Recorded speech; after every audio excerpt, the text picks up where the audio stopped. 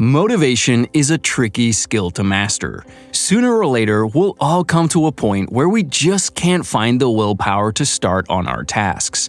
The important thing is what you do next. How do we overcome these blocks with new ways to stay motivated? That's what I want to help you with today. Let me start by saying two things you need to hear right now. First of all, well done for coming here and making the effort to watch this. It shows that even though motivation is lacking, you have the drive to change that and do better. Second, you're not alone. We all go through a motivation drought when life gets overwhelming. With that said, there are psychological tools we can all employ to get back on course. So let's get started with my 10 ways to stay motivated. Number 1. What do you want? We all need a goal to work towards. There is always something at the end of this long winding path of hard work and personal growth. Are you trying to lose a certain amount of weight, learn a specific skill, or earn a particular financial target? Be specific. I want to earn X amount of dollars to pay off my debt.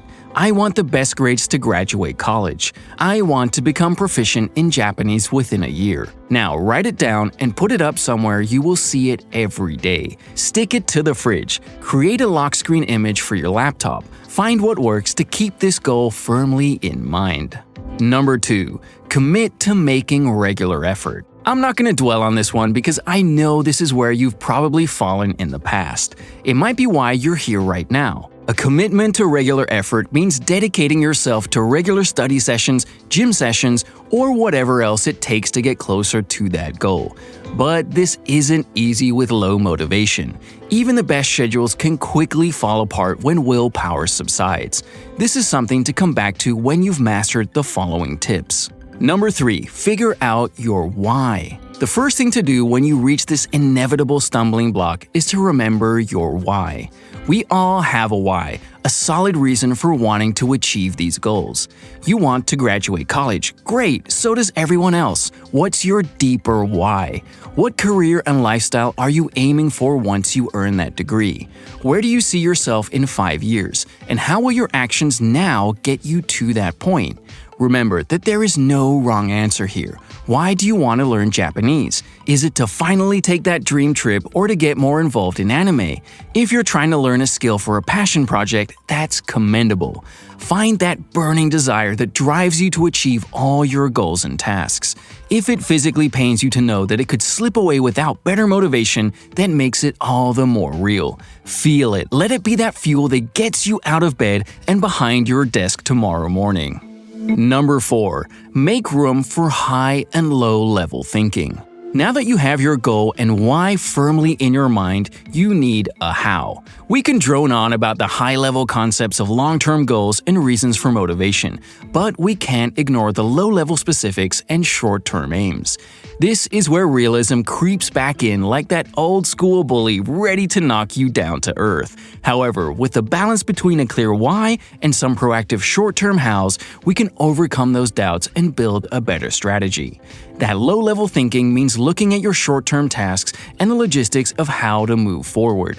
Write out an honest task list of what needs to happen. That means every assignment, task, appointment, etc., etc. I'm not gonna lie here, it will look and sound like a lot, but that's where my next step comes in.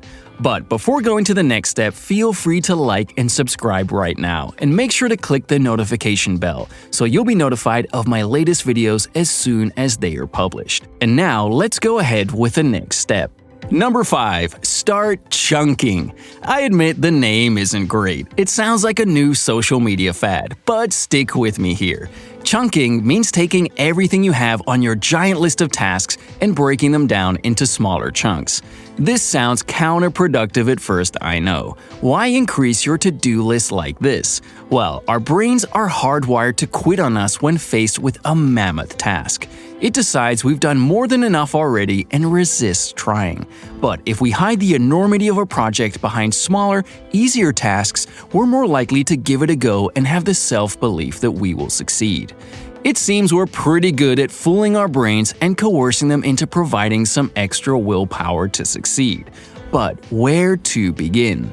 Number 6. Eat the frog. Yes, it's that gross-sounding cliche you've heard a million times. Not everything about building willpower and motivational skills will be fun or easy, but this one pays off in the end, trust me. The idea comes from Mark Twain. The original basis was that if we all eat a frog as the first task of the morning, at least we know nothing worse will happen to us across the day.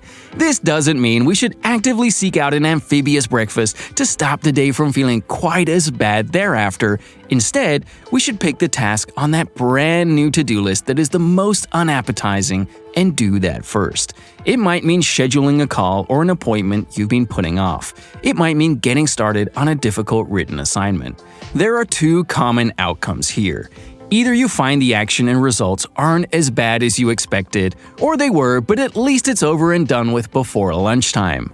Getting started on difficult tasks with that first froggy morsel should also make you less inclined to procrastinate with the next tasks in that block. You read the first page of the homework or got the first paragraph of the assignment down.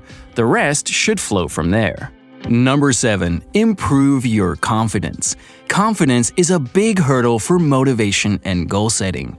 We might have our new and improved task list, strong goal, and reason why, but we need that final confidence boost to get started. The belief that we can achieve our goals, however massive, is an important psychological tool. It lets us draw from resources of willpower we thought weren't there. However, it takes work to get in the right mindset. That's where the next 2 ways to stay motivated can help. Number 8. Appreciate your hard work for what it is. This is a tricky one for a lot of people. I get it. We don't want to brag or congratulate ourselves too early. Pride comes before a fall and all that. However, those who appreciate the impact of their hard work and achievement tend to have greater motivation to continue working towards goals. It all comes down to something called the internal locus of control. This means knowing that our success is driven by internal forces and effort rather than external forces beyond our control. If we can tap into that and appreciate that yes, we finished a project because of our hard work and our research and our perseverance, we'll do it all again. Don't be afraid to give yourself the credit you deserve, and maybe a small material reward for your achievement. Take a moment to savor it, then it's on to the next task.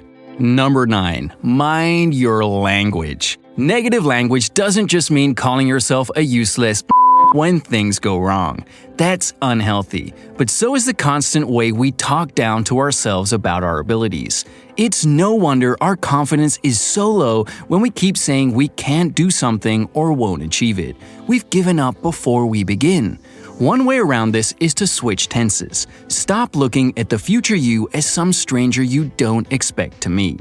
Talk about yourself in the present and focus on what you're achieving right now. You're already that person in training. Rather than say, I won't be able to save X amount of dollars this month, tell yourself you are already in the process of making it happen. Number 10. Be grateful for all of it. Gratitude can be hard to come by when it seems the world is against us.